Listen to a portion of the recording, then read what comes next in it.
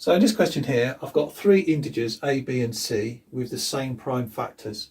And I want to show that phi of a equals phi of b equals phi of c.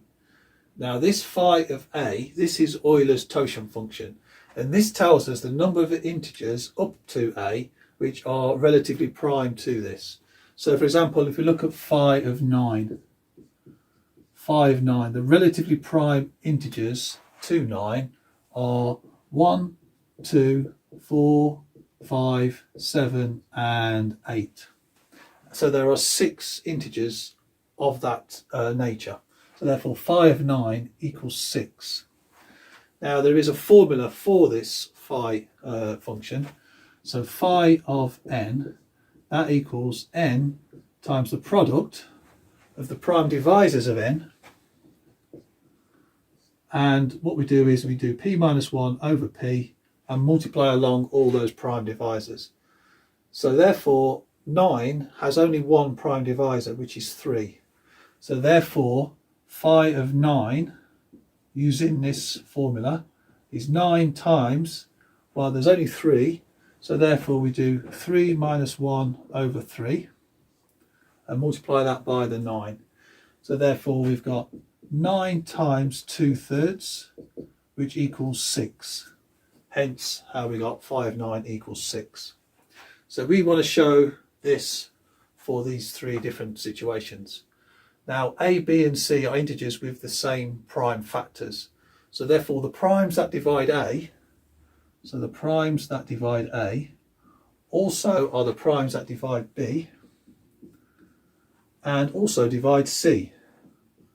So this is an if and only if. So if and only if p divides a, p divides b and p divides c, can we get that? Because we got the same prime factors. So let's put this in its own little box because that's important to this rule. And then our previous calculations I'll leave in this box here. Okay, so how can we show that? Well, let's look at phi of a over a. So phi of a, using our general formula, that will be a times the product of the prime divisors of a, p minus 1 over p. And we're going to say that is the same for this one here. So phi of b, which is also, let's write that in terms of b. Phi of b equals b times the product of p minus 1 over p for p divides b. And we could write the same for c, but we'd have to put it in here. So I'm going to leave this like this for now. Okay, so now dividing both sides by a and dividing both sides by b on this one. So I would now have phi of a over a equals the product of the divisors of a, p minus 1 over p.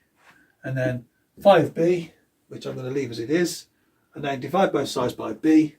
So then we got phi of b over b equals prime divisors of b, p minus 1 over p. Okay, now you could imagine we've also got c on the side here as well. Now as these have got the same prime divisors, then these ones and these ones will both be the same. So therefore the product of the prime divisors of a, let's write that a little bit better, prime divisors of a, p minus 1 over p, that also equals the product of the prime divisors of b, p minus 1 over p. Hence, as it's got the same prime divisors by this rule, and we could also write therefore our c equals the product of the prime divisors of c, p minus 1 over p. And that shows that this is a relevant situation. So those are always going to be the same. So for example, if I run three examples for a equals 14 and b equals 28 and c equals 56. So for 14, my prime divisors are 2 and 7. Okay, here my prime divisors are 2 squared and 7. And here my prime divisors are 2 cubed and 7. Okay, now a equals 14. My Eulers Totient function there would be 14 times the product of p minus 1 over p. So 2 over 2 minus 1 over 2, so it's going to give me a half. And for 7, I'm going to have 6 over 7. Okay, now I'm going to need to divide that by my a. So then divide that by my 14. Then the same here, I've got 28. Times that by prime divisors, which are 2 and 7. 2 squared is still a 2.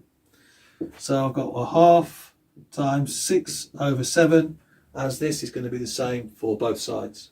And then divide that by 28. And then for 56, I've got 56 times a half times 6 over 7 over 56. Now you'll see now I can cancel these out, and I'm left with the same numerator in all three. So therefore we have shown that this is the case if and only if P divides A and B and C. Okay.